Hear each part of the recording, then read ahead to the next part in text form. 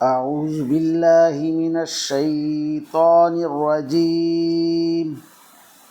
بسم الله الرحمن الرحيم. قال ادخلوا في قد خلت من قبلكم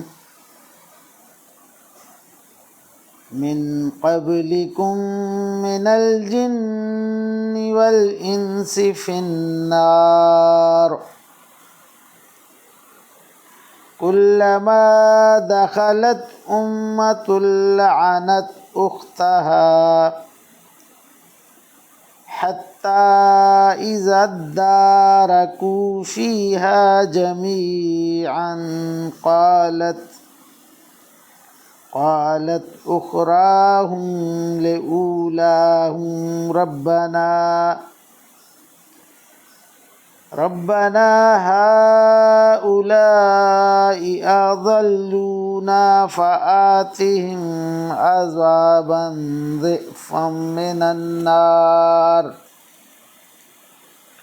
قال لكل ضعف ولكن لا تعلمون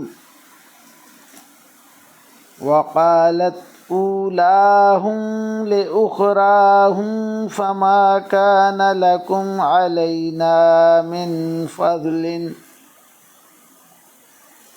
فذوقوا العذاب بما كنتم تكسبون آمنت بالله صدق الله مولانا العظيم وصدق رسوله النبي الكريم ونحن على ذلك من الشاهدين والشاكرين والحمد لله رب العالمین۔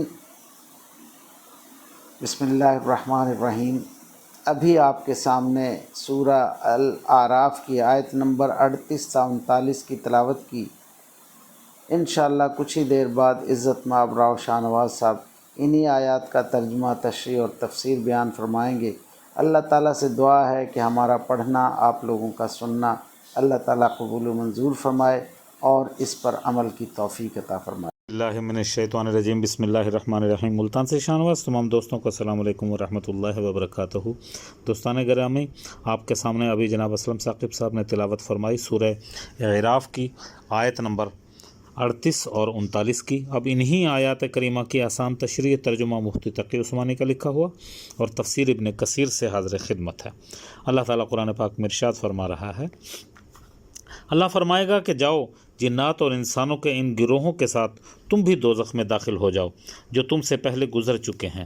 اس طرح جب بھی کوئی گروہ دوزخ میں داخل ہوگا وہ اپنے جیسوں پر لعنت بھیجے گا، یہاں تک کہ جب ایک کے بعد ایک سب اس میں اکٹھے ہو جائیں گے تو ان میں سے جو لوگ بعد میں آئے تھے وہ اپنے سے پہلے آنے والوں کو بارے میں کہیں گے کہ اے ہمارے پروردگار، انہوں نے ہمیں غلط راستے پر ڈالا، اس لیے ان کو آگ کا دگنا عذاب دینا۔ اللہ فرمائے گا سبھی کا عذاب دگنا ہے، لیکن تمہیں ابھی پتہ نہیں ہے۔ اور پہلے آنے والے بعد میں آنے والوں سے کہیں گے تو پھر تم کو ہم پر کیا فوقیت ملی، لہٰذا جو کمائی تم خود کرتے رہے اس کے بدلے عذاب کا مزہ چکھو۔ اب ان کی تشریح، یعنی جو لوگ سرداروں کے ماتحت تھے وہ اپنے سرداروں پر لعنت بھیجیں گے جنہوں نے ان کو گمراہ کیا تھا، اور سردار اپنے ماتحتوں پر لعنت بھیجیں گے کہ وہ حد سے زیادہ تعظیم کی وجہ سے گمراہی کا شکار ہو گئے۔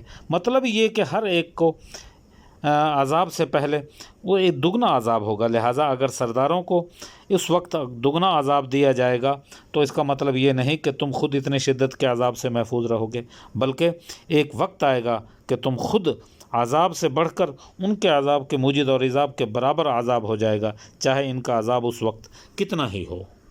عربی زبان کا ایک محاورہ ہے اور مطلب یہ ہے جس کا کہ جس طرح ایک اونٹ سوئی کے ناکے میں کبھی داخل نہیں ہو سکتا، اسی طرح یہ لوگ کبھی جنت میں داخل نہیں ہو سکیں گے۔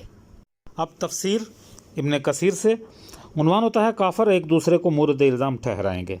अल्लाह पाक मुशरिकीन को इनकी बातों की खबर दे रहा है जो वो अल्लाह ताला पर झूठ बांधते थे, जबकि इनसे कहा जाएगा तुम अपने जैसे गिरोहों में जाकर शामिल हो जाओ, तुम्हारे सिफात वाले थे और जो तुमसे पहले गुजरे थे वो जिन्नात में से हों या इंसान में से, और उनको फिर दोज़ख में रखा जाएगा।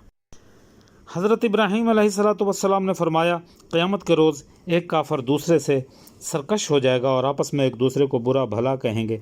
इरशाद होता है कि जिस वक़्त ये कुफ़ार ताबईन अपने मुब्तईन से सख्त नाराज़गी का इजहार करेंगे और जब वो अज़ाब इलाही को देख लेंगे और ताल्लुकात बाहम टूट जाएंगे, ये ताबईन कहेंगे कि काश हमें फिर से दुनिया में भेज दिया जाता। जिस तरह उस वक़्त ये हमसे अलग हुए, उसी तरह हम इनसे बेजारी का इजहार करके बदला लेते।